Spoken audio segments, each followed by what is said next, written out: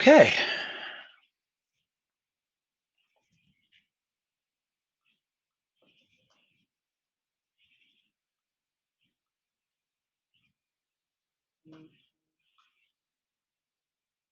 All right. And there we go. Okay. So I'm going to wait a couple minutes.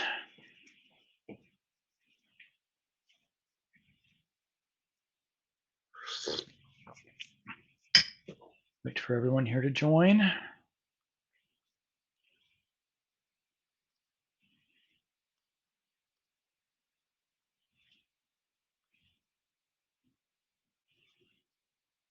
All right.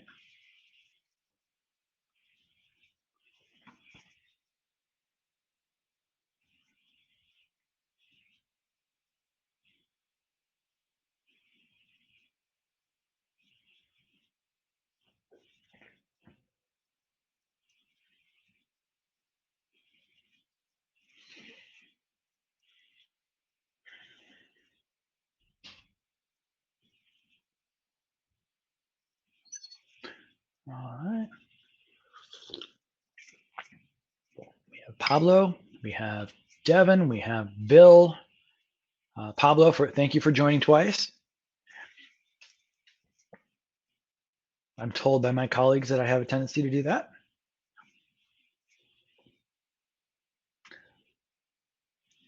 All right. I'll give it another minute and then we'll get started here.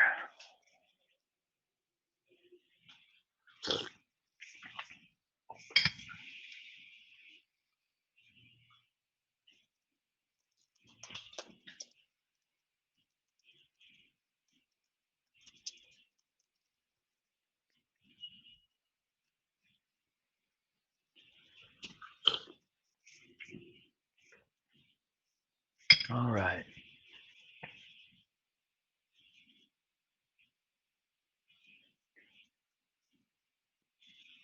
Okay. Okay, so today's talk is going to be on faceted search in Drupal. All right. First of all, a little bit about myself. I'm Brad. I've been crafting software solutions for about the last 20 years. I now run Agility Solutions, along with a number of colleagues you might have met already. Although I started and run the company, I've actually always been and always will keep my head in the code. I find that to be very, very important as we, in terms of making business decisions that rely on technology, advising clients, and keeping the process tight. Of course, managing the software development process, especially on a budget, can be very challenging. So I keep my hand in all aspects of the business. I'm also a CPA. I have a master's degree in software engineer. CPA being an accountant, by the way, in American parlance. I have a master's degree in software engineering from Harvard, and my bachelor's degree was in psychology. So after I finish this technical talk, I'm happy to hear about your personal, technical, or tax problems. A little bit about Agility Solutions. We're an award-winning team of Drupal experts, world-class designers, creative marketers, and web developers. We work with mobile applications, web applications, e-commerce. We're doing a huge amount of B2B e-commerce lately. Our clients include both very large and very small organizations. In fact, our first client that we cut our teeth on was Microsoft, providing management consulting services as well as development services to them. We've done websites for a few Fortune 500 companies, as well as just small startups. Some of them in Silicon Valley, some of them in Arizona, throughout the country. We're also a two-time award winner of the Acquia Engage Best Return on Investment Award, which means that we provide a lot of value to our clients and might consider raising our rates someday. Just kidding. So today's talk is going to be about faceted search. First of all, we have to define it. It's a fancy term for a simple concept, which again is not so simple to implement all the time. The good news is Drupal actually exposes some great tools to make it work with lots of moving parts.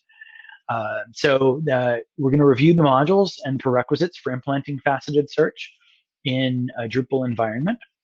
And then this being a live demo, I'm going to actually build a faceted search page for a 35,000 product catalog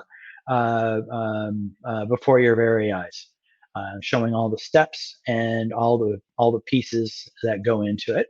And then we're going to, and then I'll, time allowing, I'll also go through some performance optimization options and some other more advanced opportunities to optimize the user experience and the performance of those pages. All right, so let's dive into it. First of all, what is faceted search? Think about search with all the little check boxes on the left. So, so Amazon, of course, famously has when you get into their search pages, they have a whole bunch of different ways to navigate the products at different levels and layers. And then we'll also do a quick walkthrough of a search page that we did for a client. So, so for Amazon, there we go. So in Amazon, of course, we got a search page, very simple bike light. It's getting darker out there, and I need a light for my bicycle so I can bounce through the mountains of Phoenix before the sun rises. And you can filter your brands, clicking through them. You can see you can have different kind of and or functions there. You can have range functions there. You can have a layered search functions there. And in fact, the Drupal faceted search has configurations to actually handle all of these. And then I'll show you a little bit of a simple a faceted search that we created for a client of ours. This is Helmer Scientific. This company just to give a little bit of context, this is a healthcare company. They build refrigerators that have, for the healthcare industry, which have multiple redundancies. So imagine storing a lot of COVID vaccine. A lot of that is do or die. If it goes bad, then people can die. So so Helmer creates refrigeration systems with redundancies for the clinical and scientific communities, where these things are literally people's lives depend on proper storage of biological samples. So for this company, we created a search page. It has purchasable and non-purchasable products. We'll primarily just show you the non-purchasable ones right now. And then a faceted search. So from the home page, you can always jump in, click on products, and here you go. And now we can filter through different products. It's pretty quick. And in fact, our options change based on what's selected, and we're able to. And then we can also do keyword search. So we do a full text search on the products. All right, and there we go. So that's a quick rundown, and you can see that we have full text search. We have a number of facets. Okay. In this case, each of these facets is a taxonomy vocabulary, which I'll show you. And then we have the search summary. And then we have the products themselves, which can be displayed in different ways. This one's somewhat complex, and I'll try to get a little bit some of the theming concepts toward the end. Okay. All right. So next, So now there's a lot of moving parts to this, and so now I'm going to start walking you through those. First of all, modules and prerequisites. I hear that there's this wonderful tool called Drupal. So first of all, we're going to need that. We've used this in Drupal 8 sites. It should work in Drupal 9. There's no reason why it shouldn't. However, we have not tested it quite yet on that version. So let me know if you guys spin this up in Drupal 9 and it works without a hitch. Then a Solar search instance. You're going to be searching in a lot of products potentially, so it's best to have a search server. Drupal, of course, integrates very well with Solar. Now we use Acquia Cloud and Acquia Search, which is super easy to wire up, but other options do exist. Then you have the Search API module. That's the module that actually wires up the search functionality, the indexing, and allows you to connect to Solar. Then we have Facets, which enables those the faceted search. And then we have, depending on how you're doing some things, you might use exposed filter blocks to control the rendering of the search filters, and then Acquia Search, which wires up the Acquia Search feature with the Search API. Then you'll want to configure your favorite entity. We use Drupal Commerce a lot. However, you can use any fieldable entity type. So if you're using content types, that will work. Drupal Commerce products, anything that you need there. So that works. In fact, the Helmer site includes 2 separate search pages, one for products and one for content. So and then devel generate for your demo purposes. That's part of the devel project. We use that to generate a whole bunch of products because goodness knows for this speech, I did not manually enter 35,000 products. So any questions at all on the modules? Anything else there? All right. Awesome. Great. Okay. So now, as they say on all of your kids' toys on Christmas, some assembly required. So now we're going to start walking through an actual implementation. I'm going to show you the above modules installed. We're going to configure the entity and show it set up. Then we're going to populate the entity data or show that and how that works using devel. And then we're going to configure the API, indexing, and such. So let's dive into it. First step, installing the modules and showing the modules installed. So I'm going to actually go back and use this as a cheat sheet. So first of all, we're going to go to Search API, Facets. So I have my demo site up here. And we extend it. Okay.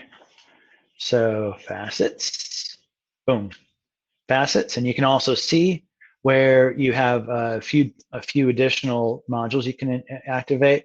Summary is that fancy chip that showed up at the top here. Sorry, there we go. So that's the summary. If you want to activate that, you can do. There is a map widget for geospatial search. Pretty cool. We have actually implemented that before, and it was in a separate project, and that gets pretty amazing. Then we have the range widget, which is for, of course, doing those product range or those price ranges and such. And then there's a separate module for activating RESTful API. That way you can actually use faceted search with REST, which is very, very cool. We've actually used that as well. So a lot of neat opportunities there. Okay, next we're going to look at cheat sheet. So here we're going to go look at Facets, Search API. Okay, Search API.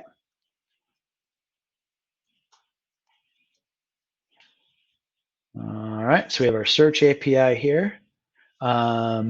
Again, you can, additional modules can activate location-based search, things like that. Then I'm not going to get into these optional ones right now, because they're more specific. But Acquia search, that's a simple one. All that does is it helps you set up your search index, and we'll get into that momentarily.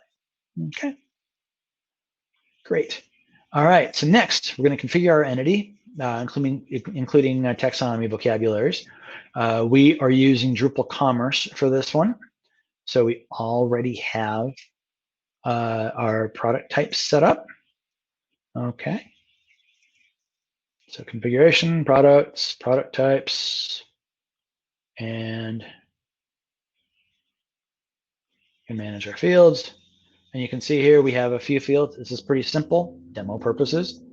And so we have a body. We have our taxonomy field for categories, which I'll show you. Basically, checkbox. We have our taxonomy field for uses, so what the product might be used for. We have product image. We have the store that's already set up, and variations. It's part of the product. Variations, those are things that dive into other parts of commerce. Okay, so now the other important key thing here is the taxonomy vocabularies. And so we have product categories, you can see here. And we have a few terms already populated: awards, coffee mugs, monogram pens, so on and so forth. Okay. And same thing for uses. Things you might give awards out for: bowling, Pinewood Derby, scouting, so on and so forth. Okay. All right. So that's the basic setup, the basic site building. And now we're going to get into populating your entity data. So with this, we're using devel gen.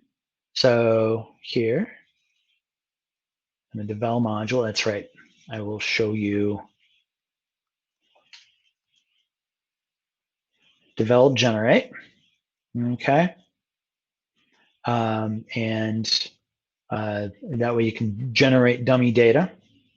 Okay. And so here we'll get into configuration, development, generate products. Okay. And you do this. Okay. 35,000 products. Okay. And then you can set different, for the product, you can set price ranges, date ranges, so on and so forth. That way you can, set the parameters of the products that you're creating. And then you push go, and it creates those products. I'm going to spare you waiting for 35,000 products to be generated. We actually already have them. So now we can go into our products, and we can see we have all of our products here. Okay. 50 per page. We have 700 pages of them. Okay. All right. And of course, this is all using Greeking because we're generating the products and default fields to keep things simple. All right. Great. So now we have our data populated. We have the entity configured. Now we're going to get into the nitty-gritty of the search API. So now what we're going to do, we're going to configure the search API server and the index. So now we go to configure search metadata, search API. There we go. And here you can see we already have actually the Acquia stuff. It actually wires up automatically when you activate modules. However, if we wanted to add a server, Bob the server. And here you could either do a backend database. I don't recommend it. Database indexing is very, very slow, and you'll hit a wall very quickly. So we're connected to a Solr server. On the Solr server, we of course have a connector for Acquia. That pretty much, you usually don't have to do that if you're using Acquia Search. It wires itself up. However, we have basic auth and standard. And with this, you'll just set up the parameters of whatever your Solr server is and get that working. Okay. All right. So once you have your server set up, then you create your index. Okay. Similarly, and I'll just go into edit the current one. We have the index here. And this is what we're actually going to be searching on. All right. Now in the index, you're going to configure your entity types. One's going to be, for this one, content. So that would be typical nodes. And then the other we have is products. That's the one we're actually going to be searching here. And then we configure the product data source, select which bundles we'll be searching. We can filter those, so on and so forth. And then finally, we select the server we're going to set it up for. Okay. And of course, we have this one already configured. Okay. So now that we have our index created, now we're going to have to assign fields to it. Okay. So now, and I used to have a cheat sheet up here. I'm actually going to go ahead and do that. I had to restart my browser before, right immediately before this started, and it took away some of my cheat sheets. So bear with me for 10 seconds here. Just avert your eyes, pretend I'm not doing any of this. All right, there we go. Perfect. Great. All right, so now we're going to go into search API. There we go, our search index and fields. Okay, now you can look at the screen again. So now what we're going to do is add the index fields to our search index. Of course, this can be a little bit of a beast to navigate, but it's also very dynamic. I mean, you can dig into images and and things in a pretty good degree of granularity. Look at that. We can go into the different fields and the different parts of the taxonomy terms, but we're not going to do that. We're just going to do it at a much higher level. So at the fields, we're going to index the body, which is some text potentially, categories, the title, and the uses. Okay, I'm not sure if we're going to get any data in the body, but we'll go through that exercise anyway. All right, great. So now we have our fields here. Okay, so now we're going to set them up, make sure we're indexing them for the right kind of search. So we have the body is going to be a full text search. Okay, categories. So categories and uses are taxonomy terms. Those are going to be identified by their IDs. So you're actually just, all you're doing there is just indexing their integers, and you'll see how those connect a little bit down the road. And then finally, we're going to index the title, and we're going to set that one to full text search as well. Okay. All right. Save changes. Great. Okay. So next, we've got our index fields. Okay. Then now we're going to index our entity data. So now we go into our index. View. we can see here now we have our index set up. It tells us that it's connected. That's wonderful. And we have zero entities actually indexed here.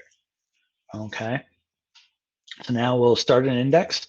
I usually try to keep the batches relatively small. All right. Between 50 and 75. And in fact, I might just do, yeah, I'll keep it at 50. Okay. And we'll push index. All right, great. Now it's indexing.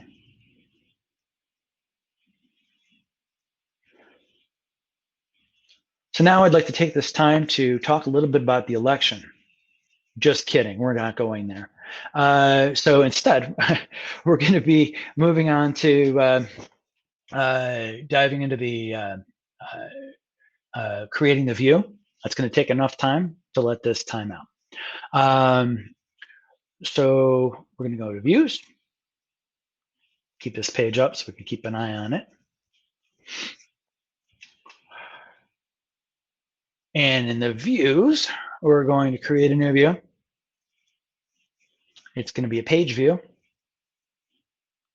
Okay, so here we go. We're going to say product search. All right, and there we go. And now we're going to show, are we going to show products? No, we're not showing products. We're actually showing our search index. We're actually searching on our search index. So we're going to select that.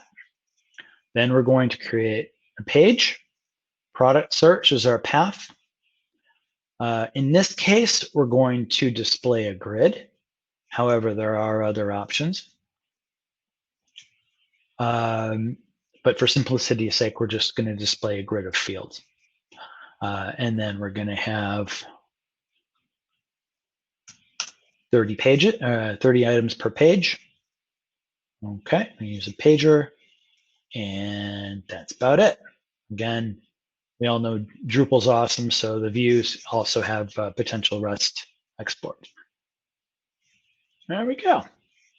And there's our search. All right. Now, we're going to add the fields to our search. So we already have our body in there, okay, which I don't think there's actually any data in there.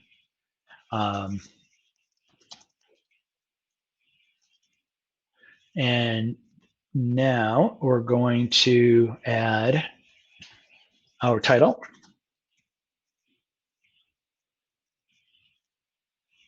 And when possible, we like to use index fields.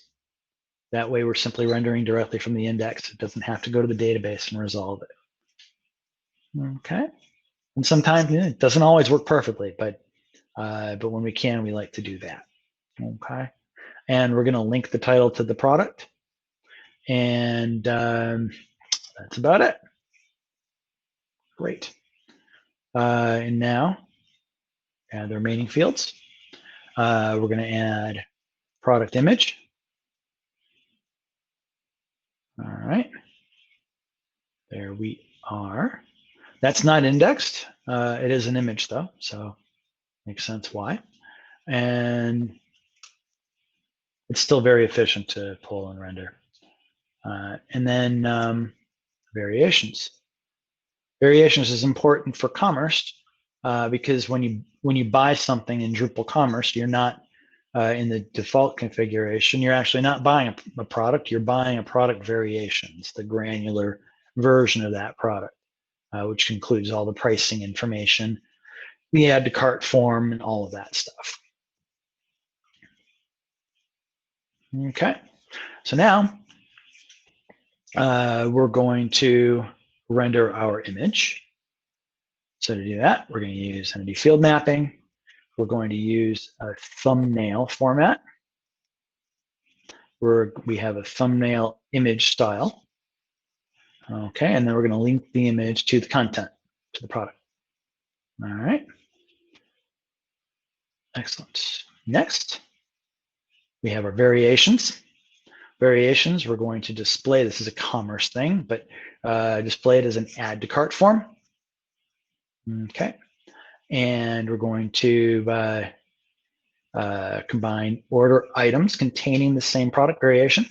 That way we don't Cartesian out our products and have what seem to be duplicate products. And then we will display all values in the same row, so on and so forth. Oh, yes, zoom in. So there we go. There's a little bit more detail there. Okay. I'm going to make sure that I have this right while you guys take a look at that. All right. Excellent. Okay, great. All right, now I've got to zoom out somehow. Oh no. Okay, so now we'll apply.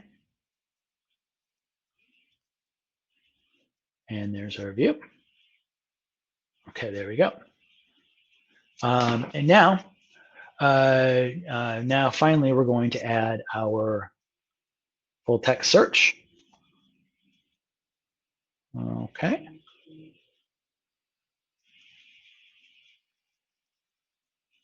So there we go, full text search. And here we're going to expose this filter. Okay.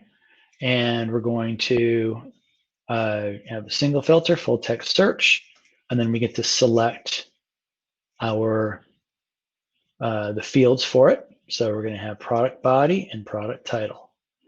That way we'll be searching over body and title indexed fields with the full text search. Okay. All right. And then that's about it. Okay. There we are. Okay.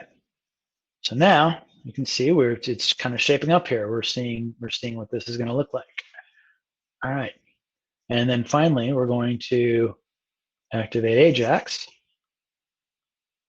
so that the search is nice and snappy and live. All right. I think that's it. So let's take a look. Oh, I hate the mini pager.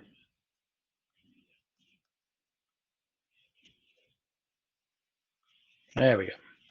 Much better. All right, great.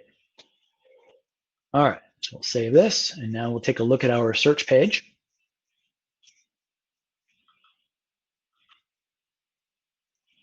Product-search. Product search. All right, and there we go. Nice, simple product search. We can actually, and we can search it, nice and snappy, and so on. All right, so that's a simple search page. Next, we're going to create our facets. So the next step, now that we have the view created, we have the everything is, well, a lot of things are indexed, and as we can see, our index is complete. Now we're going to create some facets. So configuration, search and metadata, and facets. Great. Okay, looks like we have a question here. All right. Oh my gosh. I think I've lost my window here. I am so sorry. I can't find my hop-in window now. Oh, there it is. Okay. Yes. Contextual filters with search indexes. Yes. Contextual. It is a view. So contextual filters should work. One thing we have run into is when you do have complex forms, depending on how the form is being rendered, you might run into some rendering issues. yes, contextual filters should work with your search indexes. All right, excellent. So next, okay, so now we're going to dive in and create the facets. So we go to facets. Okay, and this is where it gets a little strange. So now we have these are the different search opportunities or search view opportunities for adding facets. Okay, and what we're going to be using here is the search views page product page 1. I'm going to verify that actually. Product search, advanced, page 1 of product search. Yes. Product search page 1. So it's going to be this one right here. Okay. So now we're just going to note it. We'll review the configuration, which really is very simple. There's not too much here. You can customize the filter key if you want, and you can configure it for breadcrumbs, which actually I just learned about an hour ago. So now we can add a facet source, view product search, field, and here we're going to select one of our taxonomies, categories, and then save. All right, so now we go into the facet configuration.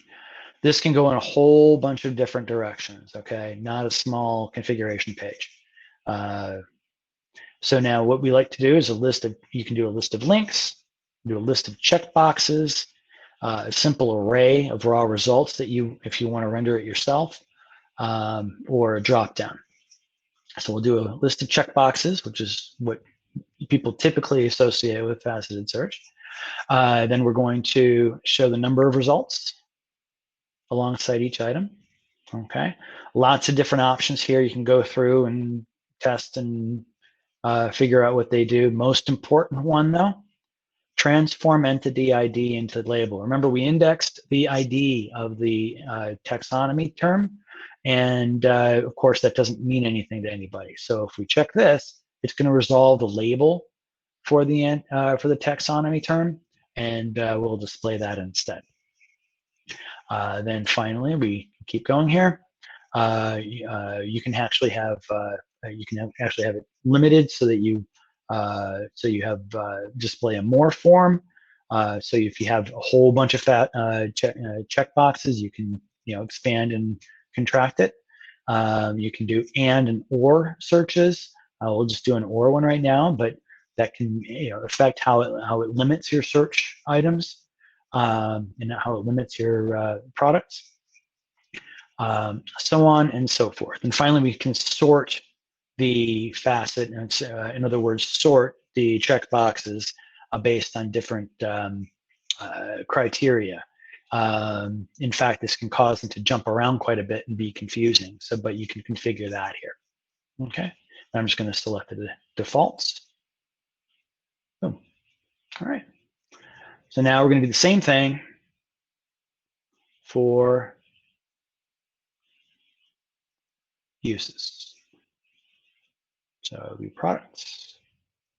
Okay, so now it's going to be product search and uses. Great. And uses. Good.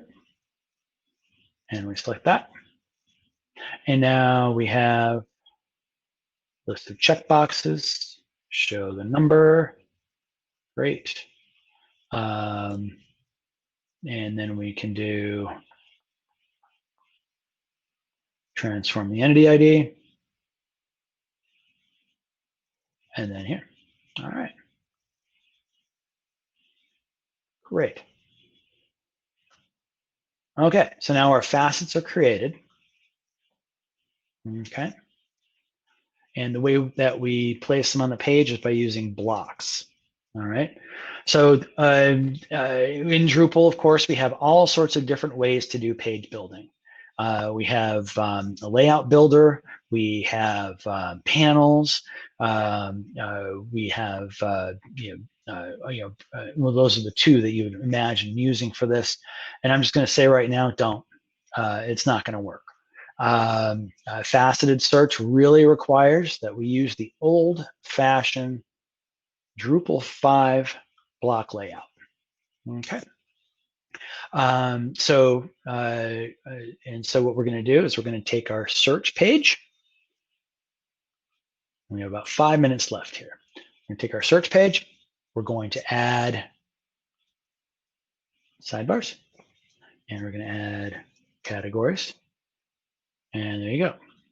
Place that. We're going to limit that to our search page because we don't want to show it on every page on the site. Okay. In fact, the other thing we're going to do, I'll just leave that. Okay. And then we're going to do uses. Place that. Display title. Again, we're going to do the product search. Save. And there we are. So now we have our facets set up, and they're going to show on that search page. Again, this is the only way you're going to want to set this up. This is one of the big tricks, traps that people are going to fall into when they do this. So now we can go back to our search page, reload the page, and there are our facets. We can show the number of items that we're filtering to for each item, as well as the results and our form. Okay. And boom, there we go. There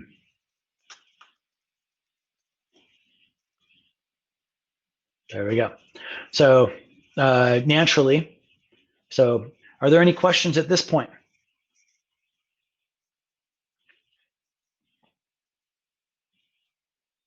Yes. So the question is, are there any particular pitfalls to look out for when you're implementing this for the first time? Yes, everything. The key here is you need to really follow these steps. Make sure that you are rendering the view as a page. Views blocks, you're going to run into, it'll look like it's working, and then you're going to run into problems. So render the view as a page. That's number one. Number two, you're going to you really need to use the old-fashioned Drupal, I think Drupal 5, the early Drupal block layout means of laying out this page. So you're going back to old school on this. That's what allows all these complex things to work together. So mind the steps when doing this, and that's really why I'm giving this talk. I find it worthwhile to do so because it was a lot of trial and error getting it to work. Okay. Okay. Any other questions from sales perspective? We can go into we'll go into commerce a little bit more. So the question here is from a sales perspective, why would we use Drupal Commerce versus Shopify? And it's a very good question. There are some excellent differentiators there, especially for given the industry that you're looking at. I'm going to dive in real quick, wrap this up, and then I do want to circle back on that. So finally, this isn't exactly pretty. Okay. First, the next step is going to be to theme it. We're not doing that here. However, you can see that it can be themed. It also can be rendered as a, and this is a themed version. It can also be rendered as a using REST, and so you can decouple it. And we have done apps where that has been decoupled, and it works quite well. So the key there is going to be to render everything well, encapsulate your rendering code, target your entities, rendered entities properly. And then the other thing is you're probably going to want to set this up to render in view modes. So there's so when you render your view items, you can render as fields or render as view modes rendered entities. So you're probably going to want to do that. That's what we're doing here, and that enables you to do much more complex layouts like this. Okay.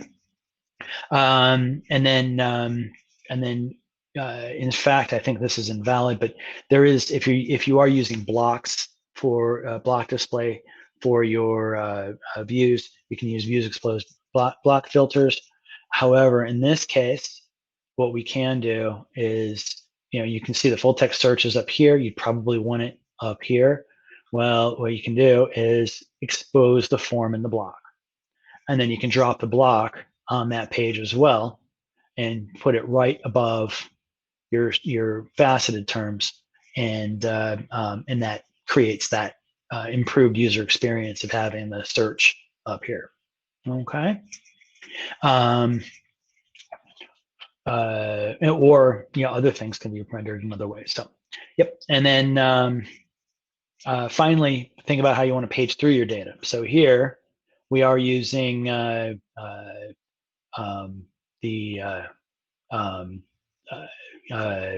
pagers, the standard pagers.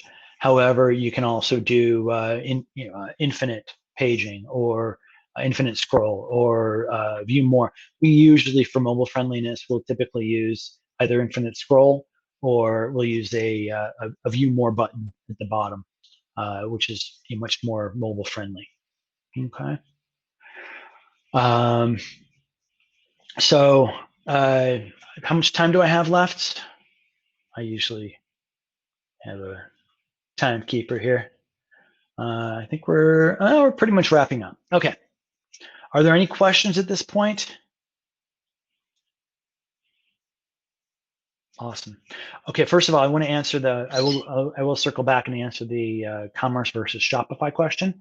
So Drupal commerce is we use it a lot. So Shopify is great for business B2C or business to consumer e-commerce. It's because B2C is a very standard, simple business model, standardized across the swath of all retail, and that means that there's a lot of pre-built products out there that have some flexibility, but sometimes that flexibility can be a little bit more limited. And modifications and customizations can be a bit daunting or expensive. Our experience working with the likes of Shopify or Magento, for that matter,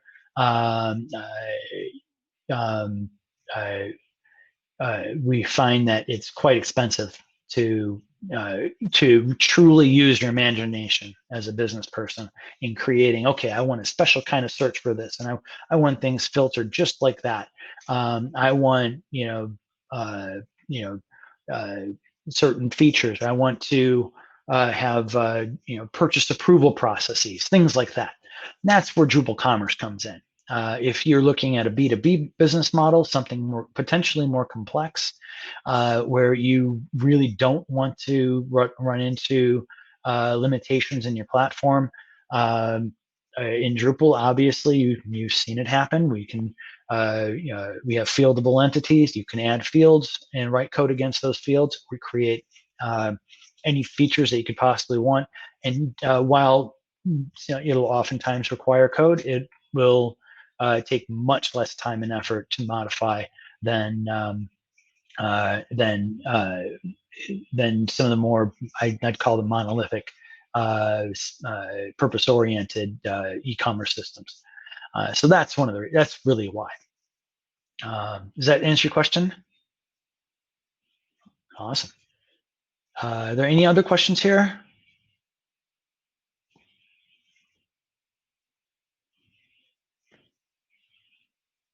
All right. Tick tock, tick tock. All right. Andres, thank you very much.